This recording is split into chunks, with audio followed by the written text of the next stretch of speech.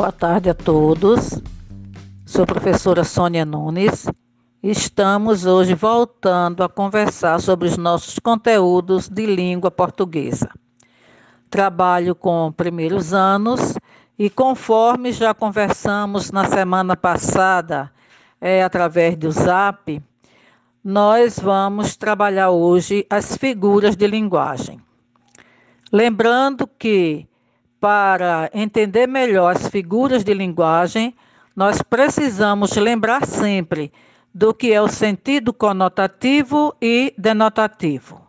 O conotativo, o sentido figurado, e o denotativo, o sentido do dicionário. Revisando esse ponto, vamos partir para o nosso conteúdo de hoje, que é exatamente o das figuras de linguagem. E aí, professora, quando usamos essas figuras de linguagem? Bem, minha gente, em vários momentos da comunicação. No dia a dia, nos textos que nós lemos de letras de música, nos textos literários, sempre vamos encontrar figuras de linguagem. Por exemplo, muitas vezes na conversa diária, nós escutamos: minha vida é um livro aberto. Na realidade, a vida não é um livro aberto. Nós queremos dizer que não temos segredo, né? Então, isso é figura de linguagem. Então, minha gente, essas figuras de linguagem, elas aparecem em diversas situações de comunicação, com diversos segmentos, e por isso eles recebem denominações diferentes. Como são muitas as figuras de linguagem, hoje nós vamos trabalhar a metáfora, comparação e a hipérbole. Comecemos então. Podemos definir figuras de linguagem como recursos, que podem ser palavras, expressões, repetições, etc., utilizados com a finalidade de produzir determinados efeitos expressivos. Ora, por exemplo, você quer exagerar em uma situação de comunicação. Ora, você quer chamar a atenção. Ora, você quer representar uma parte como se fosse um todo. Então, são várias as expressões usadas e que chegam a configurar que seja realmente uma figura de linguagem. Eles são mais frequentes em textos literários, mas podem ser encontrados em textos publicitários, textos humorísticos, etc. Quando é que nós temos uma figura de linguagem denominada metáfora? Ora, ela é uma palavra empregada em sentido diferente do seu sentido usual, do seu sentido real, baseado em uma comparação com um elemento que não está claro no texto. Ou seja, é uma comparação com alguma coisa que não está explícito, é uma coisa subentendida, é uma coisa escondida no texto. Neste exemplo dessa canção de Silvio Caldas, Minha Vida Era um Palco Iluminado, nós podemos observar aí que ele não quer dizer que a vida dele é um palco e que não é iluminado. Ele quis dizer que a vida é alegre, é feliz, como é alegre, como é feliz, como é bonito, um palco iluminado. Ele diz ainda, eu vivia vestido de dourado. Ou seja, ele quer dizer que vivia com bons trajes, numa vida boa, numa vida de riqueza. Então, nós temos aí, minha gente, metáfora. Ele comparou, mas ele não disse de forma explícita uma comparação. No nosso cotidiano, nós usamos muitas metáforas. Como eu já disse no início, minha vida é um livro aberto, minha boca é um túmulo. Então, são comparações que, pelo sentido das palavras que aparecem nas frases, nós fazemos essa dedução. Isso é o que nós chamamos de metáfora. Vejamos, então, nesse texto aí, nessa tira, que é uma tira, é claro, em linguagem mista, quando ele nos diz o seguinte: Fala alguma coisa romântica? Meu amor é uma caravana de rosas vagando no deserto incrível da paixão. Uau, agora traduz. Aí você já está querendo demais. No segundo quadrinho, nós observamos a seguinte expressão: meu amor é uma caravana de rosas. Então, essa expressão é uma metáfora, porque o amor realmente não é uma caravana de rosas.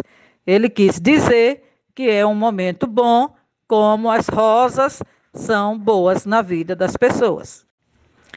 Vejamos agora uma outra figura de linguagem que é a comparação.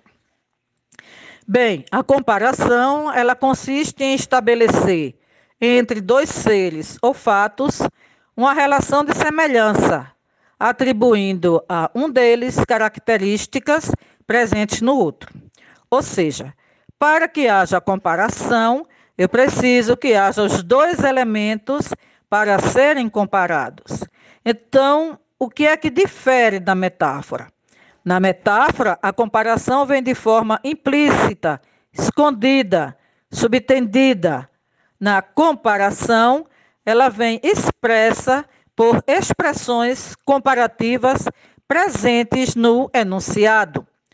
Expressões tais quais como, igual a, que nem, tal qual, etc.